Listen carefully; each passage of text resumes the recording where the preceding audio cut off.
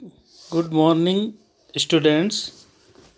मैं डॉक्टर त्रिभुवन सिंह झाला, सहायक आचार्य समाजशास्त्र, राजकीय महाविद्यालय कुंभलगढ़ की ऑनलाइन क्लासेज में आपका हार्दिक स्वागत करता हूं। आज की इस ऑनलाइन क्लासेज में अपन सेकेंड ईयर का फर्स्ट पेपर सामाजिक अनुसंधान पद्धतियाँ, उसके टॉपिक के बारे में अध्ययन करेंगे, जिसमें पूर्व में उसके पहले के कुछ वीडियोज़ अपन बना के अध्ययन कर चुके हैं कि सामाजिक अनुसंधान पद्धति क्या है। उसके बारे में अपन ने विस्तृत अध्ययन किया है। इन वीडियोज़ की बात के साथ साथ मैं एक बात और कहना चाहता हूँ, क्योंकि नेटवर्क की समस्या के कारण वीडियो सही समय पर नहीं बन पाए। ये बहुत से ऐसे रीजंस हैं। इसलिए महाविद्यालय प्रशासन ने प्रत्येक स्टूडेंट को व्यक्तिगत रूप से नोट्स उपलब्ध करवाने का प्रयास किया है। बहुत से बच्चे जो नोट्स महाविद्यालय से लेके भी गए हैं। आप जिस किसी को भी चाहिए महाविद्यालय वो उपलब्ध करवाएगा, क्योंकि कोरोना काल में जहां महाविद्यालय बंद है तो अपन हर तरीके से प्रयास कर रहे हैं कि बच्चों की क्लासेज सुचारू रूप से चल सके। इसी क्रम में फाइनल के बच्चों को भी हमने दिए हैं नोट्स। सभी सहायक आचार्य प्रयास कर रहे हैं।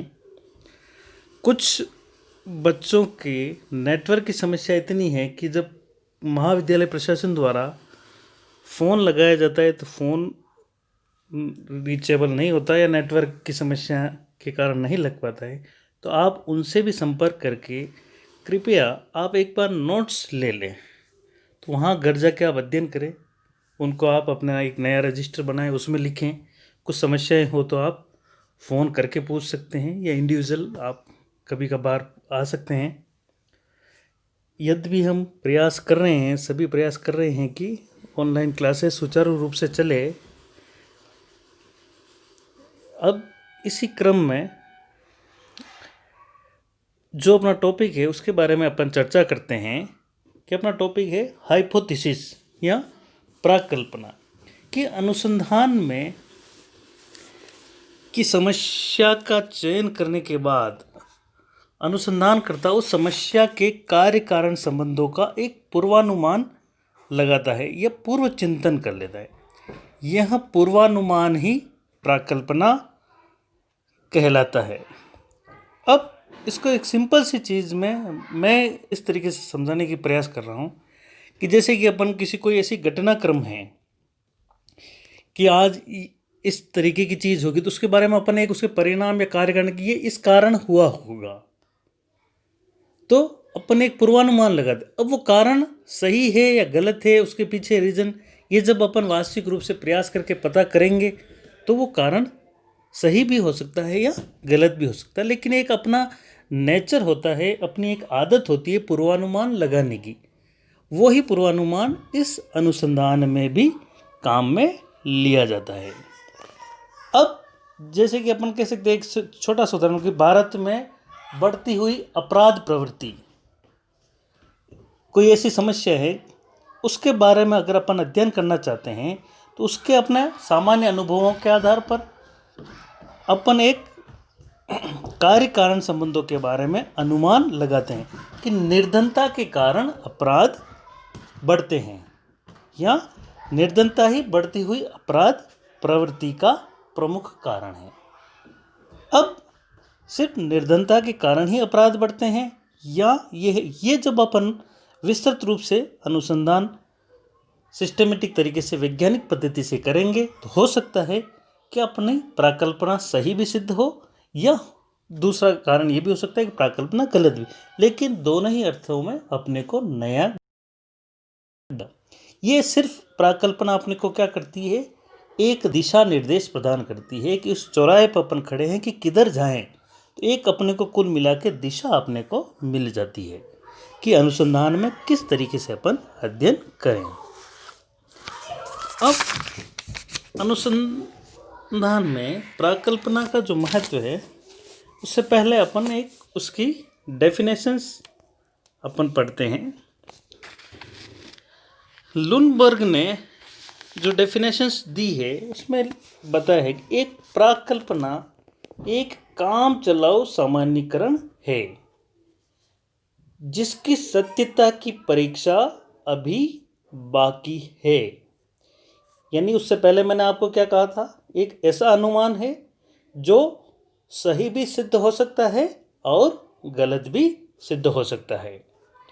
अब वही बात लुनबर्ग की इस डेफिनेशन में अपने को मिल रही कि प्राकल्पना एक काम चलाऊ सामान्यीकरण, यानी अपन एक सामान्यीकरण कर लेते हैं कि इसके पीछे ये रीज़न होगा या ये कारण होंगे।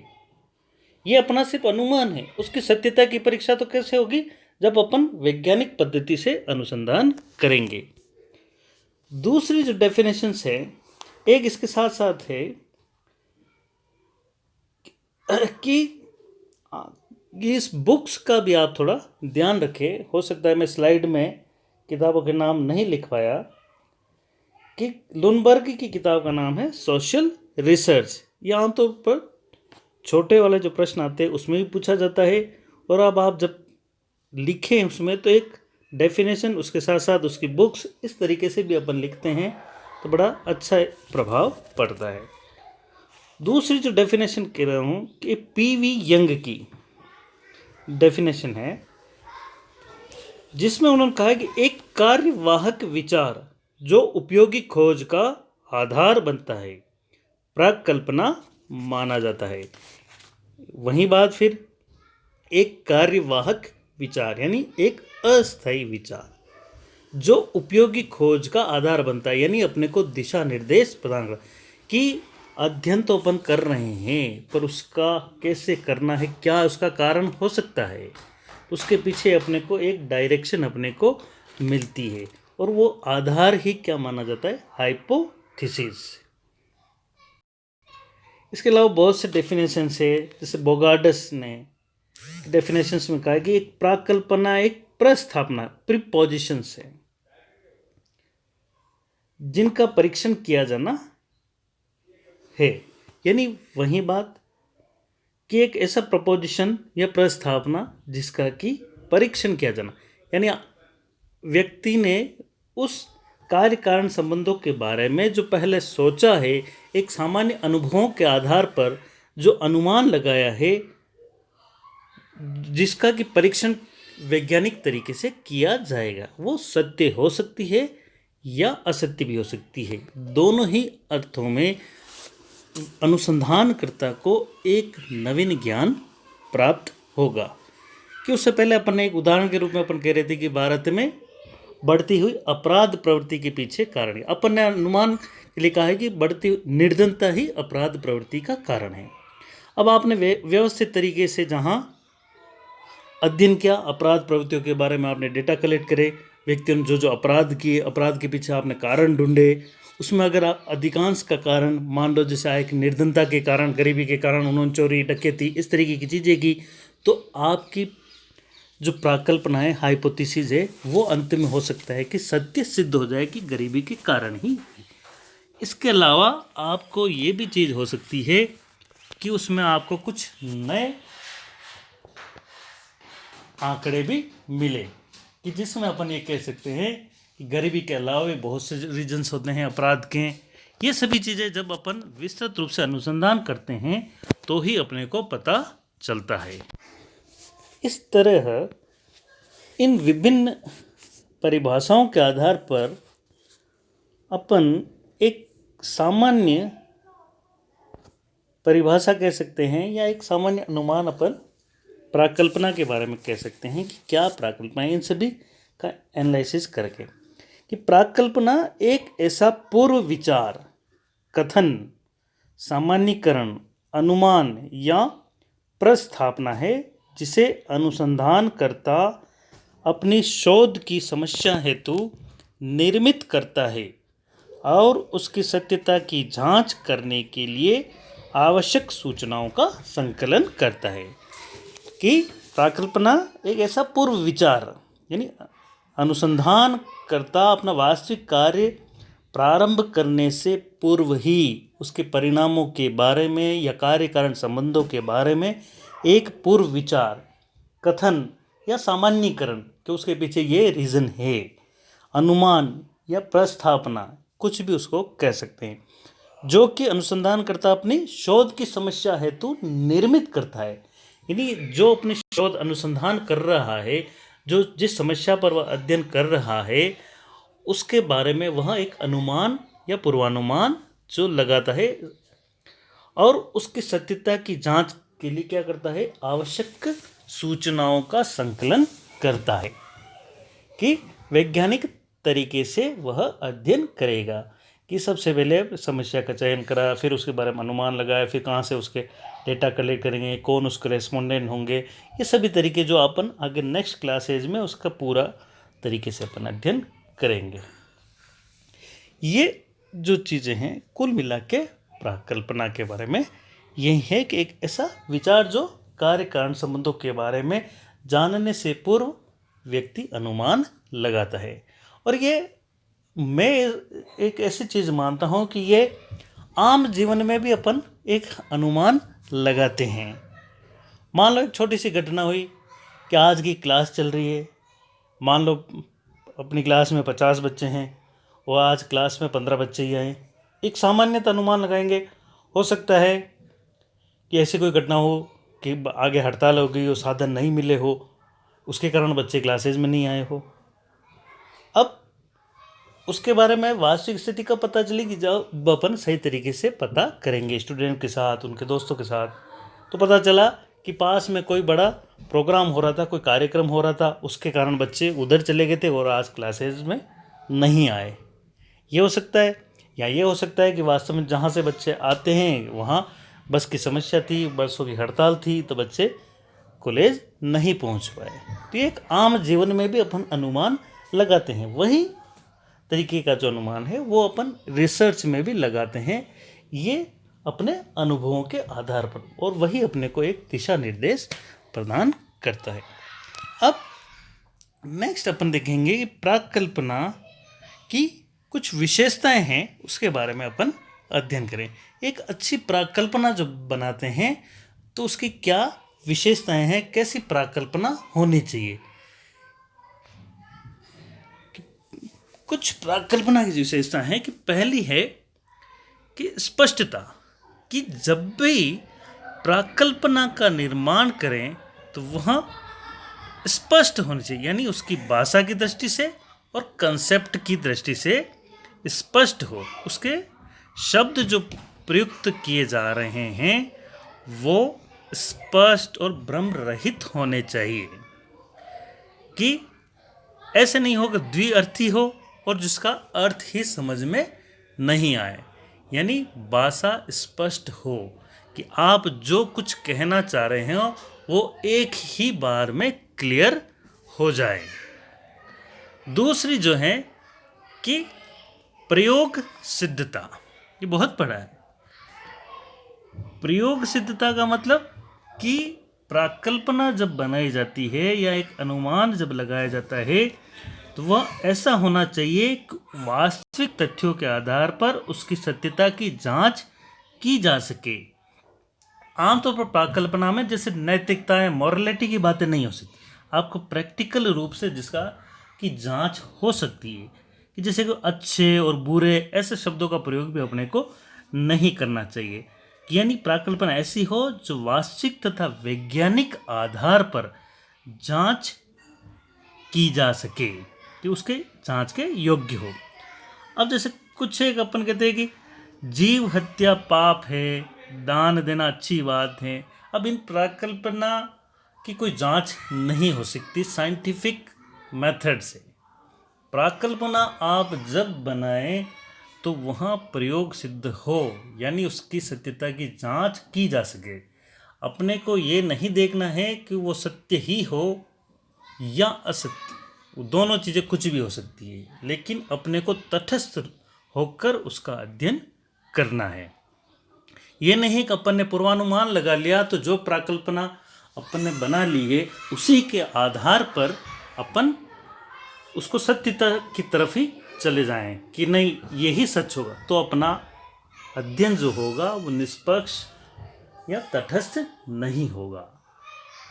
तीसरी जो विशेषता है वो है विशिष्टता, स्पेसिफिसिटी। अब कि प्राकल्पना किसी एक अध्ययन के विशिष्ट पहलू से संबंधित होनी चाहिए, कि यानी उसका क्षेत्र बहुत ज़्यादा विस्तृत भी नहीं होना चाहिए। जैसे उससे पहले अपन एक प्राकल्पना के बारे में अध्ययन में ये कह रहे थे कि गरीब अपराध के बारे में अपन अध्ययन कर रहे थे। अपने कहा जो प्राकल्पना बनाई थी कि अपराध का मुख्य कारण क्या है, गरीबी। तो आप इस प्राकल्पना में बिल्कुल एक विशिष्टता लिए हुए कि अपराध के पीछे गरीबी का कितना रोल है।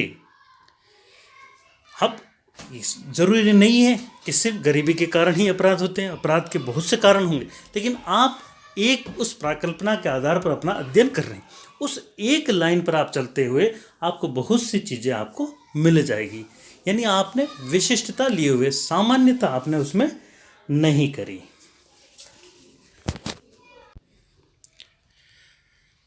अगली जो विशेषता है वह है उपलब्ध प्रविधियों से संबद्ध।